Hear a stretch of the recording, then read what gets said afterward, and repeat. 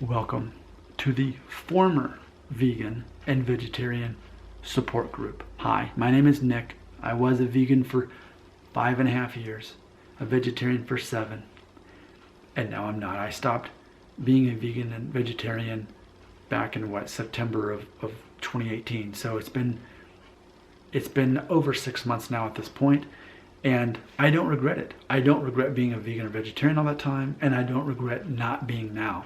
I did what was right for me at the time. And that's, I think, the main message I want to convey to anybody watching this video who can relate to me. Maybe you just recently stopped being a vegan or vegetarian after however amount of time, and you feel a little bit lost because it was such a big part of your identity for all that time, and now it's not. And what now? So here we are. I'm one of you. We're of the same group. And ultimately, in case you would like to know, the reason I became a vegan was because I had dyshidrotic eczema. It's an incurable disease that only 1 out of 20,000 people face, but it's where your skin starts getting really itchy and irritated and red and blistered, and then the blisters pop, and then your hands start drying out. And eventually, if it gets bad to where you can't really move your fingers anymore, there's no cure for it medically. Becoming a vegan made it go away. Now, in hindsight, it took me 5.5 years to figure this out, but ultimately, it was that I just needed to be kosher, which I have actually been kosher for now 10.5 years. But in addition to that, there's certain other things I can't eat, like tuna. Even though it's a kosher fish, I can't eat it. It's got too much mercury in it. I've learned that, and I really have to watch how much sugar I eat, because if I have much added sugar, it could break out too. So that's ultimately what I learned. I had to take chlorella as well, and I took that for like 6 months, and now I don't have eczema. But also, I became a vegan when I was 32. A secret in case you're not 35 yet. When you hit 35, your body changes in a way that it never has before. Your metabolism changes so much that even though I had lost a decent amount of weight when I became a vegan at age 32, once I hit 35, I gained it all back. Even though I was a very strict vegan and I was working out, I was mountain biking, I was running. I mean, I was working out, and I gained all the weight back because I was then post 35. Now I'm 38, and I still weigh less now than I do when I was still a vegan. I can tell you that. But that's my story. Now, I would have remained a vegan my whole life had I not figured out because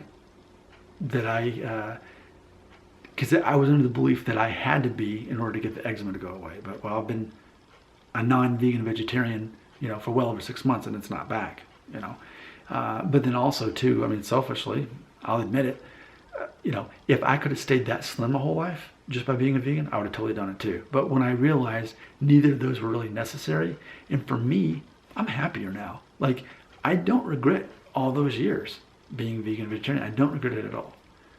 But I really like my life now. I like all the possibilities that can exist now, like when I'm with people and family and traveling.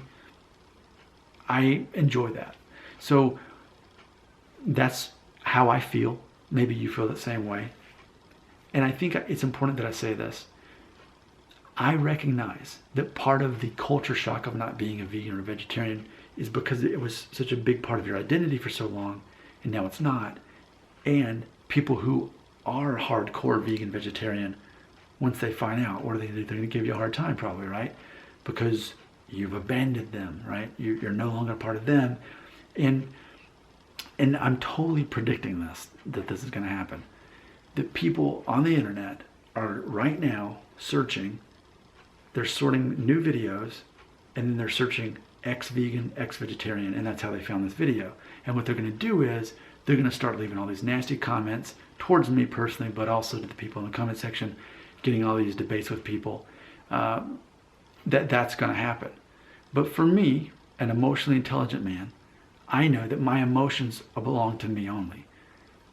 If I allow my emotions to be controlled by someone else, if I'm offended, my feelings are hurt, I'm disrespected, that's on me. I made that choice. I allowed that to happen. So I think that's very important for anyone who's no longer vegan or vegetarian. You know that if you know who you are now and you did what was right for you at the time, this is who you are now. And it doesn't matter that those people have a lack of identity actually that they need to aggressively try to reconvert or argue or debate with people or bring people down. And I think it's interesting too that I bet most of the vegans who will leave comments like that, or vegetarians who will leave comments like that, haven't even been vegan as long as I was. They haven't even left. They haven't been a vegan for at least 5.5 years. They haven't been a vegetarian 7 years.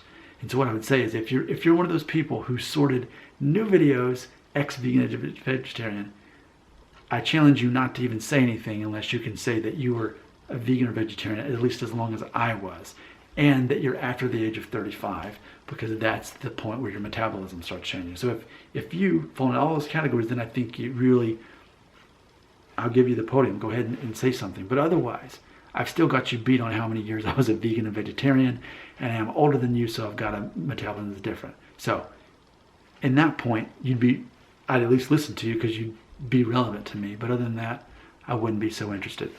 Vegan, ex-vegan, ex-vegetarian support group, comments, even from the people who are simply searching to sort binary so they can diss us all, even everybody, comments right here.